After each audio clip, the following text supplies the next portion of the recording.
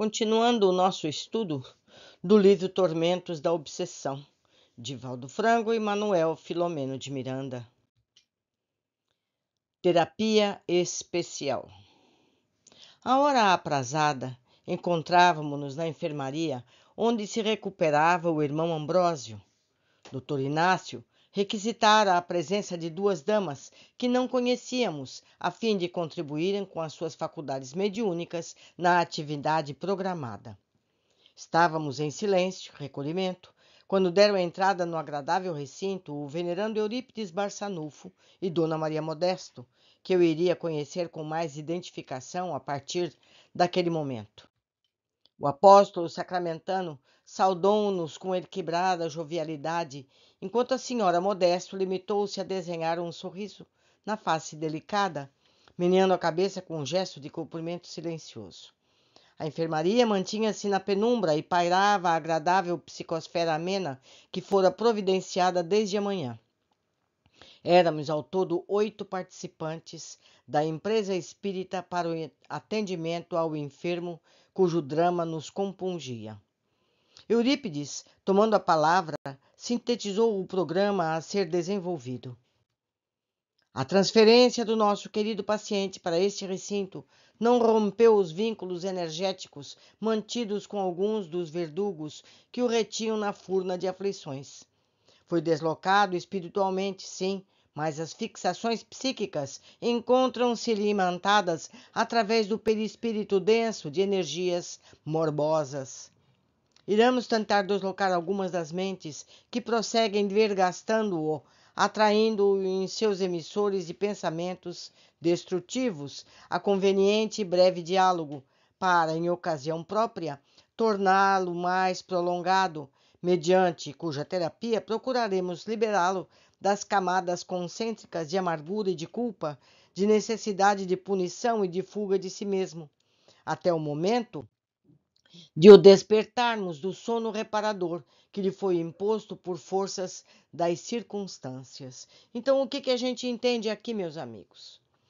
A culpa desse nosso irmão atraiu para si os verdugos e, mesmo distante deles, se mantém a ligação magnética entre eles. Então, é preciso todo um tratamento para que isso seja vagarosamente deslindado. Mas vamos continuar. De imediato, fomos convidados a sentar-nos, os médios em torno da mesa próxima ao leito do paciente e os demais ao lado de um convívio doce e fraterno. O nobre Eurípides levantou-se e proferiu comovida oração. Jesus, incomparável benfeitor, tu que elegeste o amor como solução para todos os graves problemas humanos, inunda-nos desse sublime tesouro para bem atendermos aos deveres que nos dizem respeito neste momento. Logo, a morte que te assenhorou ao Gólgota, o teu corpo foi inumado, desceste em espírito ao abismo, a fim de buscar Judas, que houvera enlouquecido, deixando-se arrastar pelas forças hediondas da treva, e o libertaste para recomeçar novas experiências iluminativas. Vejam, meus amigos, que importante ensinamento está aqui dado por Eurípides. Jesus resgatou Judas no mesmo dia. Então, aqueles que acham que Judas está em treva, que Judas está em sofrimento, se engana, porque Jesus tratou de libertá-lo imediatamente, porque Judas prestou um serviço para o programa iluminativo de Jesus. Se formos olhar com cuidado, vemos que ele foi o que mais se dedicou, porque os outros fugiram. Lembram? Pedro renegou Cristo 3 vezes? Não é verdade? Mas não é momento para esse nosso estudo. Vamos continuar essa nossa leitura. Incapazes de agir com a tua superior vontade e poderosa energia, ajudaste-nos a retirar da região aflitiva o teu discípulo desvairado, agora necessitado de socorro específico para que as pesadas escamas da ignorância e da loucura sejam-lhe igualmente libertadas. porque se acumpliciou com a sombra, perdeu o contato com a tua claridade mirífica, permanecendo nesta demorada situação de horror. Ajuda-nos a libertá-lo daqueles que lhe engendraram a escravidão, e não obstante o largo período de impiedade com que se viciaram, ainda teimam em reconduzi-lo para hediondos sítios onde esteve até há pouco. Penetra-nos com a tua sabedoria e guia-nos no difícil dédalo, cujo acesso está ao nosso alcance, para que não nos percamos nas tuas rotas mentirosas. Irriga-nos de ternura e conduze-nos com segurança no labor de realizarmos a tua homenagem. Ao silenciar, pairava no ar vibrações harmoniosas, interrompidas somente pela agitação de Ambrósio, que, no entanto, estava mais calmo. Alguns minutos após, uma das damas convidadas começou o transe psicofônico, atormentado, agitando-se, blasfemando em desconcerto emocional profundo, com a voz alterada e roufenha. Palavras agressivas, gestos de violência denotavam o baixo nível evolutivo do comunicante desencarnado, enquanto exteriorizava vibrações morbíficas penosas. Eurípides, profundamente concentrado, deixou-o falar, facultando maior entrosamento com a médium. Enquanto todos nos uníamos em prece silenciosa, o visitante arrogante e agressivo diz: com qual direito os senhores se adentram em nosso recinto de justiça, sem nosso consentimento, com a presunção de libertarem o réprobo e infame criminoso? Onde ele estiver, não conseguirá ficar livre dos nossos vínculos que foram muito bem fixados durante os seus largos anos de dependência do nosso alimento mental. Não lhes parece muita audácia da invasão? Sem qualquer desagrado ou agressividade, como revide, o benfeitor Eurípides esclareceu. Não ignoramos o seu relato e o lamentamos muito, tendo em vista a sua consciência de parcial responsabilidade do que nos narra, o que torna o irmão acusado, recém-libertado da sua região, como sendo vítima de si mesmo, mas também do caro visitante.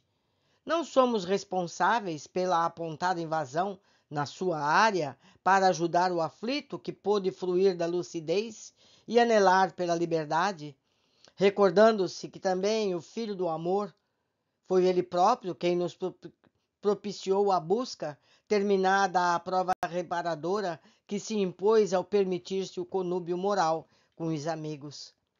Cada qual sintoniza com aquilo e aqueles com os quais se compraz. No momento em que muda o direcionamento da aspiração, passa a sintonizar noutra faixa psíquica e emocional, estabelecendo novos compromissos. E quem são os senhores? Interrompeu com insolência mal disfarçada, que se atrevem a adentrar-se na nossa província? Com a tranquilidade da sabedoria e da fé, respondeu o amigo gentil, o Barçanufo. Que saibamos, todo o universo pertence a Deus, e as denominações transitórias mudam de mãos conforme as circunstâncias. Desse modo, inspirados pelo Pai doador e seu Filho todo amor, buscamos atender aqueles que os evocam, e mesmo encontrando-se retidos nos antros de perversão, têm o direito de serem libertados. Graças à interferência de Isabel de Portugal, a nobre rainha das rosas, apiedada dos infelizes, foi possível buscar a ovelha perdida para recolocá-la no rebanho, já que a houvera extraviado por si mesma, atraída pelo canto enganoso do amigo infeliz e dos seus companheiros. A um sinal discreto, Dr. Inácio levantou-se e começou a aplicar passes dispersivos no chakra coronário da médium em transe, para logo distribuir vigorosas energias na mesma região, que facultava ao agressor a perda do controle da situação. Ato contínuo orientador prosseguiu. Não pretendemos mudar-lhe a maneira de pensar, de ver e de entender os atuais acontecimentos. Os irmãos cruéis existem e proliferam, porque são alimentados psiquicamente por aqueles que preferem o engodo, o crime, a irresponsabilidade, trabalhando com eficiência nos braços da justiça desvairada que os alcançará nas suas esferas espirituais. Reconhecemos que a sua, como a existência de justiceiros espirituais, é resultado da alucinação que graça no mundo das fantasias, até quando se instale a verdade nas mentes e nos corações. Fez uma breve pausa e notamos que o verdugo passava por uma rápida alteração com sinais de entorpecimento mental. A seguir, o doutrinador completou: o nosso desejo no momento é diluir os laços psíquicos que o matam ao nosso irmão, rompendo as vinculações doentias que têm vicejado até então entre ambos. Confiemos, outrossim, que num dia não longínquo o irmão Ambrósio certamente será o mensageiro da luz para o felicitar também. Por enquanto, o amigo ficará hospedado conosco em recinto próprio, onde começará com as reflexões que lhe permitirão retroceder ou avançar, conforme o seu livre-arbítrio. Quando silenciou o agressor adormecido, foi deslocado do perispírito da médium e acomodado em maca próxima que o aguardava. Imediatamente, Dona Maria Modesto, a instância do mentor, concentrou-se especialmente e vimos Dr. Inácio tomar um delicado aparelho, construído por 2 capacetes unidos entre si, por um tubo transparente, colocado cada um, respectivamente, na cabeça de Ambrósio e da médium. Vale lembrar que Maria Modesto está desencarnada. Ela é um médium em estado espiritual. Isso existe, meus amigos. Continuando. A seguir, parecendo ligados por corrente elétrica desconhecida, sendo, no entanto, de natureza psíquica, vimos que o tubo passou a deslocar um tipo de energia viscosa que se desprendia do interior da cabeça do enfermo e que inundava a mente da senhora, fazendo-a agitar-se. Meu Deus, que sofrimento para Maria Modesto! Era a primeira vez que observava esse tipo de transferência de energia psíquica, mente a mente, com a finalidade terapêutica em caráter mediúnico. A médium foi sendo envolvida pela massa volátil e densa que, fora do tivo e do capacete, movimentava-se em torno da sua cabeça, prolongando-se descendentemente ao tórax, parecendo produzir dores. Gemidos e expressões de pavor tomaram-lhe a face e a voz, enquanto Eurípides, atento, acompanhava o fenômeno peculiar. Subitamente propôs à senhora, em transe profundo, inundada pelas sucessivas camadas de espesso vapor, que liberasse as aflições que a angustiavam. Vimos então o rosto congestionar-se, envolto pela névoa em tonalidade marrom, que eliminava também odor acre, nauseabundo, a contorcer-se, transmitindo a todo o corpo os movimentos agônicos, quando então começou a falar. A sua vida é nossa e você deve funcionar como um fantoche sob o nosso controle. Ouça a nossa voz, que é a única portadora de recursos para conduzir à felicidade. Somos os conquistadores do infinito, dominamos as vidas que nos entregam, possuidores dos recursos que proporcionam poder na terra. Destaque e glória. Negociemos, você cede um pouco e nós concedemos. Muito, não lhe faltarão amor, glória, alegrias e posição de destaque. Houve uma pausa, ouvimos exclamar em aflição. Morro, asfixio-me nesta neblina venenosa. Socorro! A voz sofrida provocava-nos compaixão, enquanto a sua agitação denotava realmente um grande sofrimento. O mentor, que se encontrava na retaguarda da senhora, muito sereno, nimbado de suave claridade, intercedeu, ajudando-a com palavras calmantes. Absorva essa energia infeliz para libertar o nosso paciente. Então, meus amigos, faço eu aqui uma observação.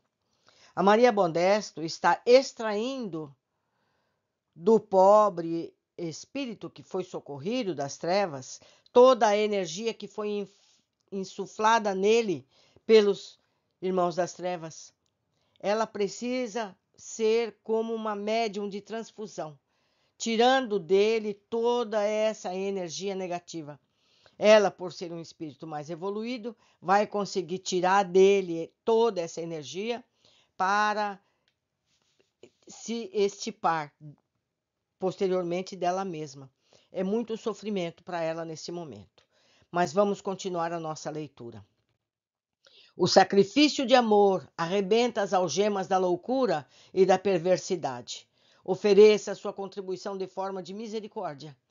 Simultaneamente, procurava retirar com movimentos rítmicos as camadas que se movimentavam em torno da cabeça, dos ombros da senhora, parecendo anéis constritores que apertavam, produzindo asfixia. Da cabeça do orientador, a suave claridade passou a envolver a massa que continuava avolumando-se, até que, a um sinal, Dr. Inácio retirou o capacete do paciente, interrompendo o fluxo da nefasta energia. Eurípides continuou a operar em silêncio, movimentando as mãos, desprendendo as vibrações poderosas do seu psiquismo iluminado, que se misturavam àquelas nefandas que foram sendo diluídas a pouco e pouco, enquanto a médium continuava extravasando mal-estar. Todos orávamos envolvendo o instrumento medianímico em doces e ternas energias de amor que a vitalizavam, sustentando-a no cometimento socorrista. Alguns minutos transcorridos e o envoltório viscoso começou a desaparecer, a diluir-se como se fosse transformado em vapor, que se fizesse água a escorrer-se para o piso. Com a operação transformadora continuasse, a médium foi recuperando as características normais, o ritmo respiratório, não mais aflitivo, desaparecendo da cabeça, ainda encimada pelo capacete nas condensações doentias. Permanecendo em transe, expressou noutro tom: tenho medo e devo obedecer. Sou um réprobo e necessitado. A minha falência moral é sinal de desgraça, mas não há outra alternativa. O que aconteceu comigo? Onde a promessa dos anjos que não estão comigo? E mudando de tonalidade, pôs-se a gargalhar estentórica. Gozar é o lema, viver enquanto o corpo me permite a oportunidade. Logo mais vem a morte e tudo se aniquila ou não. Deus meu, estou louco? O que me aconteceu? Onde estou? O que faço aqui? Tratava-se para mim de uma estranha comunicação, que não recebia a terapia da palavra gentil do orientador. Continuou esse estado alterado de consciência na trabalhadora mediúnica. Eurípides ouvia-a com atenção, dispensando agora ondas quase invisíveis à minha percepção psíquica, até que um grande silêncio tomou conta da enfermaria. O paciente acalmou-se quase totalmente. A diáfana claridade, além daquela natural que inundava o ambiente, envolveu a sala em tons alaranjados suaves, procedente das desconhecidas regiões espirituais, em decorrência da concentração e das preces ali vivenciadas. Dona Maria Modesto retomou o estado de lucidez, sem denotar cansaço ou mal-estar. Nimbada de delicada luz que dela se irradiava, era portadora de títulos de enobrecimento que lhe conferiam luminosidade própria pelos serviços de amor direcionados à humanidade. Eurípides, visivelmente jubiloso após dedicar palavra de reconforto e agradecimento aos presentes, levantou-se e orou. Médico das almas, apresentamo-nos com as nossas dores e queixumes à tua misericórdia, como filhos pródigos de volta ao lar paterno. E tu, irmão incomparável, nos recebeste com júbilo e compaixão, envolvendo-nos em teus recursos terapêuticos libertadores. Desdunamo-nos abandonando os atavios da mentira e da farsa, e não nos censuraste nem nos acusaste de queda ou delito. Percebeste as chagas do nosso sentimento, colocaste o bálsamo curador que agora nos diminui as dores, ajudando-nos na recomposição. Ensejaste-nos a oportunidade de trabalhar na tua vinha, embora sabendo que não correspondemos à confiança, não nos cobraste o dever interrompido ou o fracasso cometido. Somente tiveste compaixão para com a nossa defecção e bondade para facultar o nosso soerguimento. Eis-nos novamente de pé, aguardando o que queiras que façamos, já que ainda não sabemos discernir após o torvelinho que nos visitou. Agradecemos-te, compassivo benfeitor, e nos rejubilamos por estarmos despertos, preparando-nos para novos cometimentos, nos quais esperamos triunfar. Permanece conosco, particularmente com o náufrago que alcança esta praia de amor por onde passas, qual acontecia no Galileia do passado, a fim de recolheres os combalidos e cansados, os colhidos pelas ondas furiosas das forças inesperadas e poderosas. Inundados de júbilo, louvamos-te. Reconhecidos, pedimos-te que abençoe a tarefa que ora encerramos. Todos estávamos sensibilizados. O ambiente calmo exigia silêncio, a fim de que a meditação nos ensejasse o entendimento das ocorrências vividas. Saímos discretamente, deixando os enfermeiros encarregados de assistir o irmão Ambrósio, que agora dormia um sono reconfortante, sem os estertores angustiantes, embora a expressão do rosto permanecesse quase a mesma. Fora da enfermaria, despedimos-nos do terapeuta e da sua auxiliar, das duas damas, do cavalheiro e da que as acompanhara, ficando com o doutor Inácio, que parecia perceber o turbilhão de questões que me agitavam a mente. Antes mesmo que o interrogasse, o médico convidou-me a um momento de relaxamento no jardim florido, na entrada do edifício, para onde nos dirigimos, e lá explicou. Realizamos há pouco uma atividade não comum na área dos fenômenos mediúnicos, conforme o habitual entre os encarnados. Trata-se de uma experiência específica para distúrbios profundos que se fixam no recesso do perispírito de Ambrósio, alcançando as delicadas tecelagens mentais do espírito que lhe sofrem as consequências danosas. O objetivo inicial era romper a fixação mental de um dos seus adversários, o que foi conseguido graças à psicofonia atormentada, retirando as energias que lhe estavam imantadas e momentaneamente transferindo-as para a médium.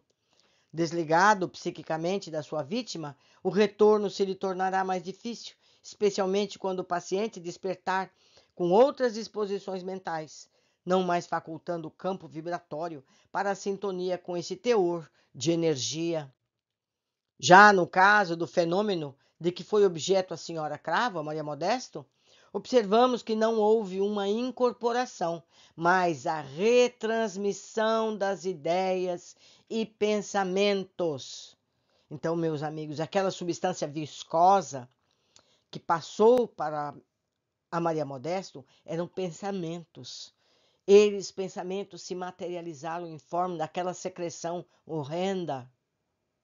Continuando, no primeiro instante que foram fixadas do enfermo desde há muitos anos, quando ele se encontrava no exercício da mediunidade e começou a sintonizar com essas entidades perversas que o sitiavam.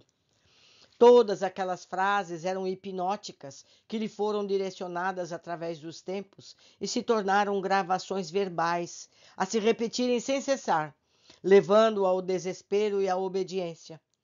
Este é um dos hábeis mecanismos geradores das obsessões, porque o paciente não tem como deixar de estar em contato interno com os comandos devastadores que terminam por dominar-lhe o raciocínio e a vontade e a emoção. Refletiu um pouco, parecendo coordenar o pensamento, e continuou.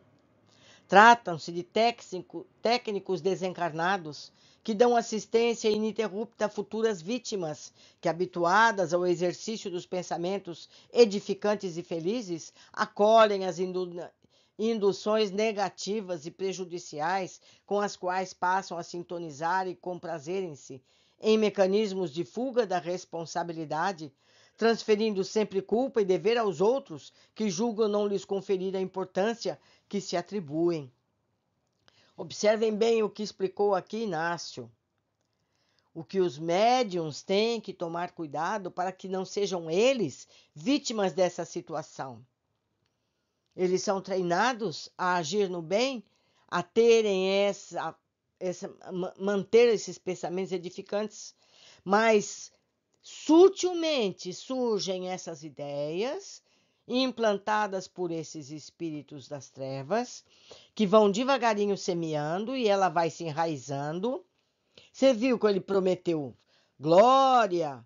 Vocês viram quando ele mentalizou, quando Maria Modesto estava retirando as secreções. Então isso vai enraizando. Então quando o médium se infla de vaidade, quando acha que ele é o ó do Borogodó, achando que ele é o máximo, ele cai nessa armadilha. E nós vimos que é triste, não é, meus amigos? É muito triste. Mas vamos continuar. Normalmente sentem-se abandonados por todos e pelas leis, evitando reconhecer o desleixo pessoal perante o compromisso assumido e passam à posição de vítimas que não o são, facultando mais franco intercâmbio mental com esses verdugos da sua paz, de que não se dão conta ou que preferem não cuidar com a necessária atenção. Lentamente se lhe vão fixando as manifestações da raiva contra os demais, os ressentimentos que lhes aniam na emoção e se entregam aos desvarios, conscientes ou não do que está acontecendo. Quanto mais se permitem descuidar, mais amplas possibilidades são oferecidas aos inimigos, que os não liberam, até quando passam o controle mental soberano, empurrando-os para as obsessões por subjugação. Novamente aquietou-se, recordando-se do fenômeno, esclareceu. Para esse tipo de manifestação psíquica, torna-se indispensável um médium muito sensível, portador de elevação espiritual, a fim de evitar impregnar-se desses miasmas pestilenciais, que se tornam vibriões mentais e passam a ter vida embora transitória, enquanto nutridos pelos geradores de energia. Sendo retiradas as frases perturbadoras, são liberados os centros pensantes e, após um período de torpor, enquanto se refazem as sinapses perispirituais, que volvem à normalidade ao largo do tempo, o reequilíbrio volta a instalar-se. Desse modo, se tornou indispensável qualquer tipo de esclarecimento, porquanto não se encontrava em comunicação qualquer espírito, e sim as ideias que atormentaram longamente o desavisado. A atitude do benfeitor era aquela mesma, desembaraçar a médium das correntes mentais absorvidas, a fim de que não permanecessem resíduos mórbidos, enquanto as dissipava com refinada técnica e concentração diluente dos fluidos perniciosos. Utilizando-se do silêncio natural, indaguei. A médium experimentou dores durante o transe, fáceis gemidos e expressões de angústias que exteriorizava? Paciente educativo respondeu. No estado de transe sonambúrico, indispensável aquele tipo de ocorrência, pela falta de consciência alerta, não há qualquer sensação de dor ou de sofrimento no médium. São os automatismos psicofisiológicos que produzem os estertores, as contrações, os gemidos. Devemos, porém, levar em conta que é necessária a abnegação por parte do médium que se oferece para esse delicado mistério. Tendo em vista a informação, indaguei. De que se tratavam as fixações implantadas no perispírito do paciente, do Ambrósio? Não poderíamos considerar a comunicação como sendo no corpo mental, conforme designação de alguns espiritualistas do passado e do presente, que asseveram ser a criatura humana constituída por 7 corpos? Poderíamos assim denominar parte do fenômeno, respondeu com sabedoria. No entanto, a explicação não se aplica à primeira fase da ocorrência, porque eram as ideias e imagens que foram transmitidas ao paciente que ora se exteriorizavam. Naquelas em que havia autorreflexão, poderemos considerar como essa natureza, por haverem pertencido ao enfermo. A tese dos 7 corpos é muito antiga e iremos encontrá-la nas revelações primitivas do pensamento indiano, mais tarde renovadas por Buda, através dos tempos, por diversas outras doutrinas, como a Rosa Cruz, a Teosofia e outras. Alguns estudiosos desse conceito, tentando negar a comunicação dos espíritos desencarnados, recorrem à velha tese da mitologia chinesa, onde as almas errantes, que permanecem em volta da Terra para dizer que são cascões mentais, que se manifestam, enquanto outros apelam para o corpo mental, na condição de condensação de resíduos do pensamento que envolvem o corpo astral. Preferimos a tese espírita, conforme a desenvolveu o eminente codificador Allan Kardec, que no perispírito situa recursos ainda não detectados, que serão a chave para decifrar inúmeros problemas que dizem respeito ao ser humano, à vida na Terra. Face à plasticidade de que é portador, o perispírito assimila os pensamentos que são elaborados pelo espírito condensando-os e dando lugar a construções que são do particular agrado do seu agente. Eis porque as deformações que experimentam muitas entidades decorrem das próprias elaborações mentais, enquanto não ampliadas por processos hipnóticos de companheiros perversos que os obsediam e o fazem porque encontram um campo propício às induções perniciosas. Foi o Dr. Hippolyte Baruch, o nobre médico francês, que se dedicou à pesquisa do duplo etéreo, quem denominou essa emanação da mente que pôde fotografar por corpo mental. Trata-se naturalmente de um delicado envoltório, qual ocorre com o perispírito em relação ao espírito. A grande verdade é, arrematou com um sorriso, que somos aquilo que cultivamos mentalmente, abrindo espaço às sintonias correspondentes. Não foi por outra razão que o mestre Galileu, Jesus, nos advertiu: a cada um conforme as suas obras, que são decorrência natural dos seus pensamentos. Considerando o adiantado da hora, o generoso amigo convidou-me ao repouso, acompanhando-me à porta do seu recanto de paz, embriagado de emoção, de reconhecimento a Deus por tantas concessões, que me sentia enriquecido. Meus amigos estudiosos, este capítulo cabe muito esclarecimento, muito pensamento a respeito, muito estudo por tudo que vimos aqui. Precisamos estar atentos aos nossos pensamentos, às nossas emoções. Veja o próprio Ambrósio a que ponto chegou, quando ainda médium encarnado, nutriu a vaidade, e com isso ligou-se a espíritos ignorantes que o levaram a toda essa situação deprimente. Vejam, meus amigos, a que ponto chegam os pensamentos. Uma secreção purulenta se condensou nele, foi preciso uma missão quase cirúrgica para extrair dele toda essa secreção mental. Secreção, porque formou-se algo material. Leiam, releiam, medite a respeito. Pesquisem em outras literaturas para entenderem plenamente todo esse processo. Por hoje ficamos aqui, aguardo todos na sequência desse maravilhoso estudo.